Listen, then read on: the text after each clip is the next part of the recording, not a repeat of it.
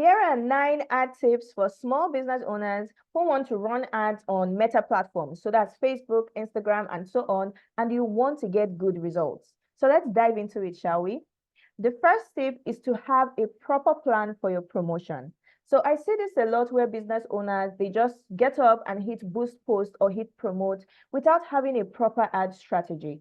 That is going to ensure that you just waste your money, right? And we don't want to have that. So the first thing you want to do is ensure that you properly plan for your ad campaigns. Now, here are a couple of things you should cover. Number one, what is your goal for that promotion? What are you trying to achieve? Because your goal is going to determine a lot of things and the kind of strategy, the kind of ads that you run.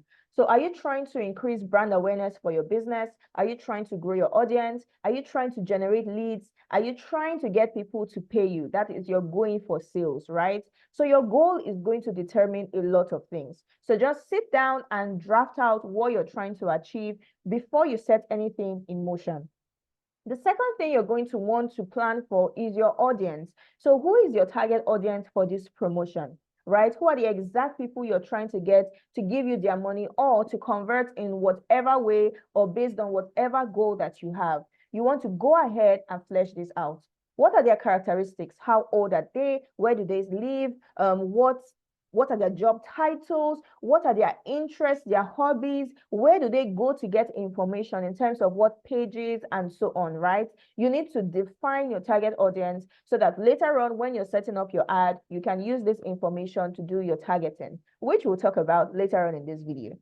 The next thing you want to plan for is your offer. So you don't just want to promote a product or a service, you want to have an actual offer that is as irresistible as possible. And I know that's a bit of a cliche, but it's extremely important that you have an offer you're promoting and not just a product or service. Next up, your budget, right? So your budget is very important and you want to ensure that you're spending enough to get you the results that you really want to get from your promotion. And then the final thing that you should also plan for is your basic sales funnel. So a sales funnel is just a system that converts a stranger into a customer, right? So you want to know the basic sales funnel for your business and how it works. How do people find your business? Okay, if they find your business through the ad that you run, how are you going to lead them to actually become a customer of your brand? So just ensure that you have a proper plan for your promotion. The next thing you want to do, we're still going to be highlighting some of the things we talked about during the planning phase, is to promote an offer and not a product or service, right? So the first thing you want to do is to package your product or your service in a way that it is more appealing, in a way that it communicates to the direct needs of your customers, right? Or of the people you intend to make your customers. So you want to communicate the benefits and the transformation of that product or service. You want to give it a name, right? You want to just make it as appealing and attractive as possible while highlighting the benefits that they will get from purchasing that offer. Another thing you want to do to ensure that you get sales from that offer, if your goal is to drive sales and to get new customers, is that you want to offer a perk of buying now, not later, right? So you don't want to just promote an offer that is never ending. No, that's going to make people just, lay back a bit and they won't really be gingered to swipe their card because, the offer is still going to be there whenever they decide to buy it. So you actually want to make it a limited time offer, or you want to add a special perk that will make people want to buy now. So that can be free shipping, that can be buy one, get one free, or some other form of sales promotion. It could just be something as simple as a free gift with every order that comes in within a specific time period, right? So you want to promote an offer, not a product or service. You want to communicate the transformation and the benefits, and you want to offer a perk to those who will buy now and not later, because the goal is to collect their money, right? The third tip I have for you is that your budget matters a lot. So I want to go into more detail on your budget. First of all, you need to understand that the ad space is highly competitive. There are thousands of advertisers who are running ads on a daily basis. So if you're only spending $1 a day, you cannot expect to get the kind of results that someone spending $10 a day, $100 a day is actually getting from Meta ads, right? And then you also have to consider the fact that Meta, which is the company that owns Facebook, Instagram, WhatsApp, and so on, they are running a business. So they want to be profitable. So they are going to give more reach, more engagement, and just more, right? More results to the person who is spending more, right? They're going to prioritize to a large extent the people who are spending more money on their platforms. So you want to keep that in mind when choosing a budget. The second thing when it comes to your budget is that you want to ensure you're investing a proportional sum to the results you want to get from your ads. So if you're trying to make $1 million from your ad campaign, you cannot be trying to spend $100 as your ad budget. No, that's not how it works, right? It's not magic. So you want to ensure that you're spending a proportional sum to the results you want to get. As a rule of thumb, I advise my clients to spend between 10 to 30% of the amount they want to make from their ads.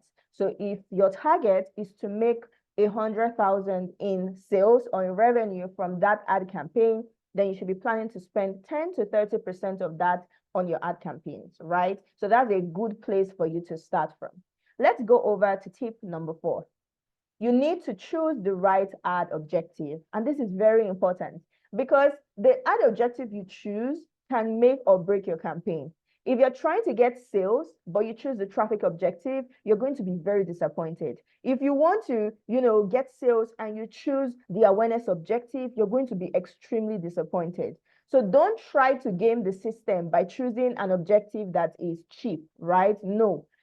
Stronger objectives are more expensive, but they produce better results. So if you're trying to get sales, go for sales. If you're trying to generate leads, go for the leads objective, right? If you're trying to, create brand awareness for your brand and all that, then you can now go ahead and use like the traffic objective and so on. But just ensure that you're choosing the right ad objective that matches the exact results you want to get. So you can watch this video where I broke down each of the ad objectives that are available on Ads Manager and when you should use them. Now let's go over to tip number 5. You want to optimize your profile. And you can see it here, this cute little animation of people cleaning up. You want to clean up your profile. Now, that could be your Instagram profile. It could be your Facebook page. It could be your website or the landing page you are sending people to. You want to ensure that wherever you are driving traffic to, that place is welcoming to visitors who, in this case, are prospective customers of your brand. So you want to ensure that your bio is on fleek. You want to ensure that you have social proof on your feed. You want to ensure that your content is nice enough to actually keep their attention and get them to hit that follow button, right? You want to ensure that you have all these different elements in place that just make your profile, make your landing page, your website, and so on welcoming and attractive so that people are not just bouncing off from your ads. So they get to your profile and they see something that turns them off and they just leave without actually taking the main action you want them to take. So please ensure that you're optimizing your profile. It's just like preparing your house for visitors, right? You're going to sweep, you're going to cobweb, you're going to mop, you're going to just make everywhere look and smell nice so that your visitors feel welcome and don't have a lot of negative things to say about your home, right? So this is tip 5, optimize your profile. Tip number 6, your content and targeting, they go hand in hand, right? The first thing you want to do with your content is ensure that you're speaking to the pains or desires of your target audience in your content, right? So you need to ensure that the content you're using to run your ad campaigns speaks to the pains or desires of your audience, right? So you can go ahead and call out their desires. Are you a stay-at-home mom who is trying to earn an extra $1,000 every single month while working from home? Are you a social media manager who wants to command higher prices and serve, better, more premium, elite, high-ticket clients? Are you just go ahead and identify your audience and then call them out, right? You can either call out their desires like I've been doing in the few examples I shared, or you can actually call out their pain points, right? Are you a plus size woman who struggles to find trendy clothes in your sizes? All the clothes you find in your sizes are ugly, frumpy, and just so undesirable. Don't worry, I've got you, right? So you go ahead and you highlight the audience you're trying to attract, whose attention you want to grab, and then you go ahead and you speak to their pains, desires, their challenges, and so on with your ad content. The second tip under your content and targeting is you need to grab attention with your hook or headline, right? So let's say you're making a video ad and that's what you're going to use a video to, promote whatever offer you have. You don't want to start your video like this. Good afternoon. My name is Priya Dimadede, and nobody cares, right? Nobody cares. So those first few seconds of your video are extremely important. You want to use those few seconds to grab their attention, and then you can now pass across the message you want to pass across. Because if they don't stay to watch your video, they are not going to get that information that you want them to get that will even lead them to convert or take the action you want them to take, right? So ensure that with your hook and your headline, so your headline is like the text in your video, the text on your carousel, the first few lines in your caption, and so on. You want to ensure that you are grabbing attention. And a great way to do this is by calling out your audience, like I said, and speaking to their pains, desires, and so on. Tip number 3, under tip number 6, is to use high quality visuals of your product. That goes a long way.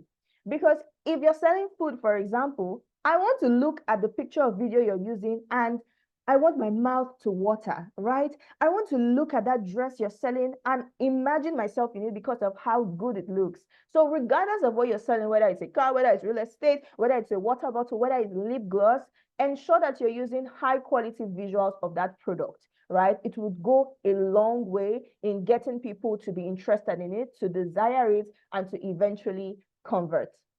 Now, the fourth and final tip under tip number 6 is I have a mini ads course that shows you how you can target the right audience. So it covers different types of targeting, from broad targeting to interest-based detailed targeting to retargeting and so on. And there's also an ebook in it where I break down different Facebook and Instagram ads targeting options you can use based on your niche, right? So there are different niches there for bakers, for nail artists, for photographers, for gaming companies, for fashion brands. There are so many niches and so many industries in there. And then I break down the different targeting options you can try when running ads on Facebook or Instagram to get good results. So if you want this product, you can find the link in the description. Check it out. And if you have any questions, feel free to leave it for me in the comments. Now let's go over to tip number 7. So tip number 7, social proof is a necessity, right? Nobody wants to feel like they are testing out your brand, like, oh, I'm the first person to buy this product, right? Because that is a huge risk. So you want people to see other people, other humans just like them, who have purchased that product or service and who have good things to say about it. So this is where you go ahead and you sprinkle all the reviews you can find, all the feedback you've received from customers on your feed, in your highlights, and in your ads as well, right? So you can attach like a screenshot of a testimonial in your ad. You can also have a video review from a client if available, and if you have permission to use it, you can go ahead and use that as part of your ad creative.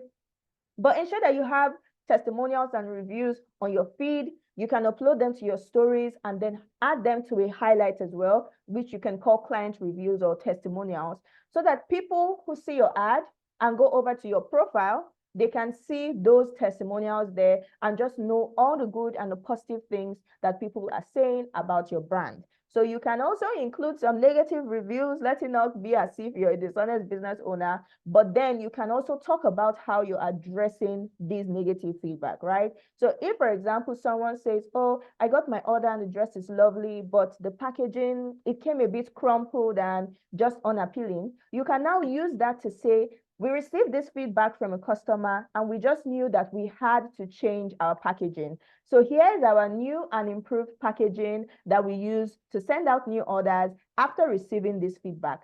And then you can now go ahead and share the packaging and the updated materials you now use to ensure that you don't get such feedback again, right? But just know that social proof is a necessity if you want your ads to convert. Tip number 8 is to have a good customer service. And this is so important, right? So just 2 key things I want to highlight here. You want to be very responsive when you're running ads. So if, for example, you set up your ad is running, you're getting messages and people are asking, oh, please, how do I place an order? I want to make a payment for this. Please, can you send the payment link, right? And then you're just away. You're not with your phone. You're just very far away and you have nobody responding. It's going to reduce your conversion rates because people are now going to have time to really think about it and say, do I really want this product?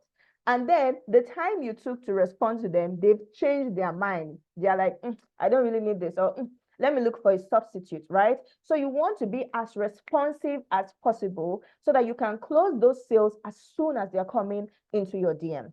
The second thing is to be polite and helpful while closing them. Some business owners have, should I say, very cold customer service. So someone will send you a message and say, oh, hi, I saw this product. Do you have it available in size 16? And the business owner will just respond, yes. And that's it.